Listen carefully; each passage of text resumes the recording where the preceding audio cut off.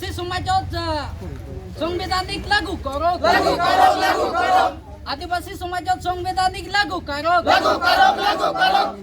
আদিবাসী সমাজত সাংবিধানিক লাগু করো। হয় নমস্কার আর জোহার।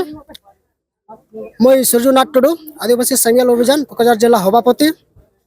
বেকৈ আজি আমার 1 ঘণ্টিয়া ধর্ণা কার্যসূচী ইয়াত আয়োজন করেছো। আমার এই ধর্ণার উদ্দেশ্য তিনিখন দাবী আছে। প্রথম দাবী হল আমি আদিবাসী সকল ভারতত থকা আদিবাসী সকলক আমি প্রাকৃতিক পূজক সানা ধরম কলমকট অতি সোনকালে আমাক পৃথক কলমকট প্রদান করে দিয়ে যান। দ্বিতীয় হল আমার আদিবাসী সান্তাল গাঁও সমাজত মাঝি পারগানা যিখন ব্যবস্থা আছে এই ব্যবস্থাত অতি সোনকালে সাংবিধানিক আইন কানুন যাতে লাগু হয়, পরম্পরা নীতিগত ব্যবস্থা যাতে বন্ধ হয়, আমালোকৰ গাঁও সমাজত শিক্ষিত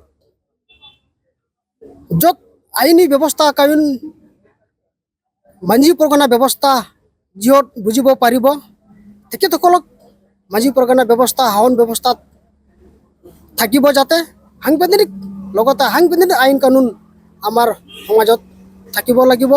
তৃতীয় হল আমাৰ অসমত বসবাস থকা আদিবাসীসকলক এতিয়ালৈকে দীৰ্ঘদিন ধৰে আন্দোলন কৰে আছো, এতিয়ালৈকে আমালোকৰ এছটিৰ মৰ্যাদা পোৱা নাই। এই এছটি মৰ্যাদা অতি সোনকালে অসমত থকা সান্তাল আদিবাসীসকলক অতি সোনকালে এই এছটিৰ মৰ্যাদাটো প্ৰদান কৰিব লাগিব। আজি এই কোচুগাঁও ডেভেলপমেণ্ট অফিচাৰ জৰিয়তে আমালোকৰ এই দাবী পত্ৰ স্মাৰক পত্ৰ আমাৰ ভাৰতৰ ৰাষ্ট্ৰপতি দ্ৰৌপদী মুৰ্মুলৈ যাতে প্ৰেৰণ কৰা হোক, এইটোৱে আমাৰ আজিৰ এই ধৰ্ণা কাৰ্যসূচীৰ মূল উদ্দেশ্য।